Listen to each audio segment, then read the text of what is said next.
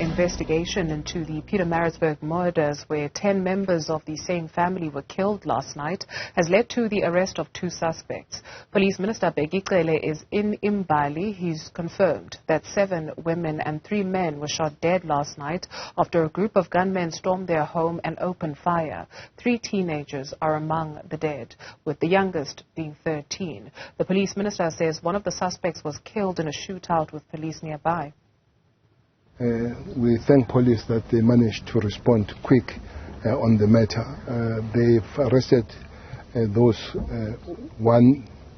2 people, 1 injured, 1 dead, 1 run away, and 3 firearms. They found the 3 firearms to those people that have exchanged the fire with the police. They are working in linking the crime scene to these crimes. But the person that has died, it looks like he is the guy. His name is Soros. I don't know the real name, but his name Soros is linked to too many crime scenes, especially murder around here. We believe that formally and officially police should be linking, but he's known to have been really notorious around here, Maritzburg, even in Durban, Nanda, and all that. So that's the person who's lying down dead when the police responded to the information they received here. The mayor of Msunduzi says that safety is a concern in Imbali. The area is too big. Yeah. The area has been growing over the years. The number of people here are more above the capacity of the places like police station. So we need some form of restructuring or capacitating the same police station.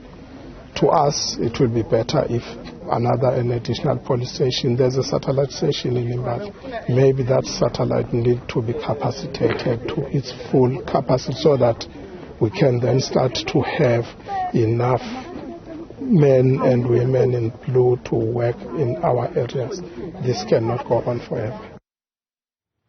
Karinda, Jagmohan is standing by to capture the mood for us in Imbali, and this does not satisfy the community members there, and this place is known to the police. Karinda, with the police minister saying it gives them sleepless nights essentially. Certainly, Dudu. That's what the community members are saying. They had a brief conversation with the Minister of Police earlier. He's now left, and we do have access to show you the actual scene. The police tape has been taken down. So you see behind me, these are investigators that are coming out from the provincial task team, along with members of police as well. So they have been here from the better part of this morning, and this is the house where these murders unfolded. For the first time now, the community members are actually going towards the area. So I think maybe we can perhaps just come off tripod perhaps and walk a bit closer to show you what has happened here at the stage. As the community goes in, you can see. Dudu, this is where the shootings happened. Now, minutes before you've come live to us, we were speaking to a family friend who described how the suspects, or he alleges that the suspects had actually came here announcing themselves as police members of the police. And at that point, one of the young teenagers that are now among the deceased opened the door, and then the shootout occurred. According to police on the sidelines, many of these shootings were done execution style, meaning that the deceased were shot in their head. And we know that the deceased are between the ages of 13 years old, so teenagers, to 63. What we won't show you, but what I'm looking at, is a mattress with blood stains as well that's lying against one of the walls there. So one of the deceased were possibly shot near or on that mattress. You can see the blood stains there, and just further in another room. But what you're seeing now, the house with the green painted walls, that's also where some of the shootings occurred. So essentially, the 10 people that were killed here, from what we understand by police, is that 7 of those were shot inside the house and 3 were shot in this makeshift structure next to the house. Police have been inside these buildings for the better part of this morning. it's still unclear, and nobody has come forth to explain why the Memela family would be under attack. But what you see right now is community members being handed gloves as they go into the scene. We unfortunately cannot go into this area because we're not given permission by police to do so, and this is essentially some family members or close neighbors that are here to assist police just in terms of looking at some of the artifacts that have been left behind, possibly belongings that they could find for the Memela family. What I can also tell you is on the sidelines of this, there are community members all around us, and some of them in tears because they were closely related to some of the deceased here and are not willing to speak because of the fear that they have as well. You've heard the police minister speak about escalating crime in this area, and that is why many of the community members are terrified, because they know that crime is rapid here and they fear just being seen in an interview would put them under attack as well. It's still unclear why the Memela family would be attacked in this way, but what we do know is one of the suspects, or at least what police and the minister says, is that one of the suspects was a known wanted criminal by the name of Soros, who was killed earlier today. Remember, we were live to you at 10 o'clock, and shortly towards the end of a crossing, a police car sped past, and it was at that moment that police had gotten the tip-off that 4 suspects were conducting a cleansing ceremony nearby with a traditional healer who is believed to be from Swaziland.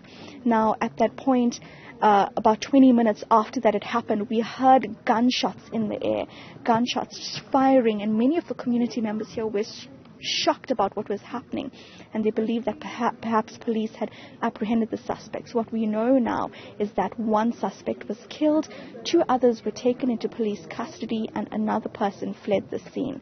Police say that these are the suspects linked to these murders. But of course we're going to hear more of that, especially when the suspects appear in court, to understand how they could be linked to the Memela family and why they would have wanted to target the Memela family. In the meantime, this is the scene outside the house. The community members are watching by. They were briefed by the police minister, who was speaking to them about work that he would do to strengthen the police presence in this area. And their major concern as well is that this community of Imbali, it does not have its own police station, despite how large this community is. There are hills around me, all layered with a number of houses. And of course, this is because it's very close to the Pietermaritzburg city. Now, the only police station for this district is the Plasisla police station, which is already listed as one of the worst performing police stations in this province, next to Inanda and Kwamashu. Next to Inanda and the Kwamashu police stations. So in that regard, what the community wants right now is a police station that would be dedicated for them here in Imbali because of the rise in crime like this.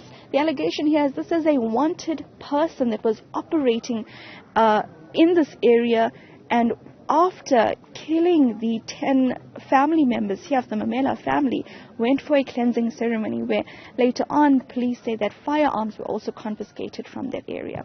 But right now, we'll show you some of the family members there who are still in tears as I see them just go into some of the buildings here. And what we are not showing you on camera is some of the blood stains that we can see just as we peep into some of the buildings from where we stand. A tragic story, a mass shooting here in Pietermaritzburg, and essentially yet another instance of gun violence. Just yesterday, there were several shootings in KwaZulu-Natal, Duru. We saw that there was a taxi boss that was killed in Verulam. He was shot at in the afternoon. Yesterday morning, there was also another shooting on a major highway in Durban as well. In Guadaguza, which is just north of eThekwini, a 17-year-old girl was killed while on her way home from school as well. She was shot by a person who then fled the scene. So just in and around Pietermaritzburg, Durban, Guadaguza, there have been shootings yesterday. This happened last night. So certainly gun violence is a major issue. Something the police minister spoke about at the end of his briefing, but certainly just looking at KwaZulu-Natal as one of the provinces with a high crime rate and where residents certainly fear for their life.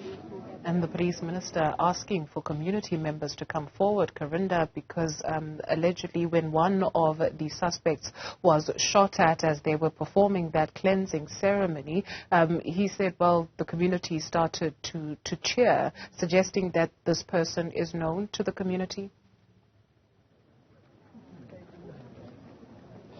Certainly. In fact, when we heard those gunshots just ringing in the area that we are, those gunshots we could tell was a bit of a distance away.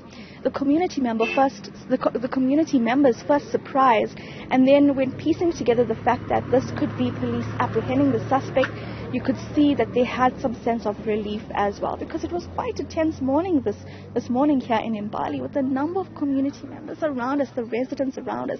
Some of them have since left, but maybe if we can just take a little bit of a turn around, you'll see there are still some overlooking this house as it happens.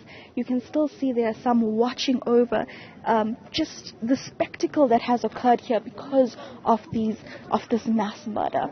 Clearly at this time, community members, residents shocked, but knowing all too well that crime has only escalated here, and there's very little that they can do to protect themselves, and they want better police presence, something that they've been asking the minister.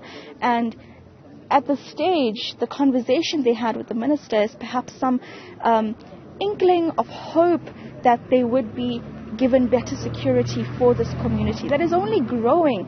But the issue or the socio-economic issues that they have here is, of course, lending to some of this increasing crime. Right now, there are social workers sitting down with some of the relatives that are inside. You can see there are more family members and friends as well going inside.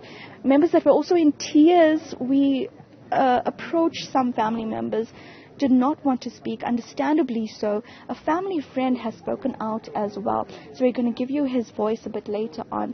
But at this stage, it's really now this community of Imbali reeling from this mass murder and wondering, of course, if indeed the promises of better security and police presence, visible policing, will be fulfilled after this. We also don't know what has led to this mass murder yet.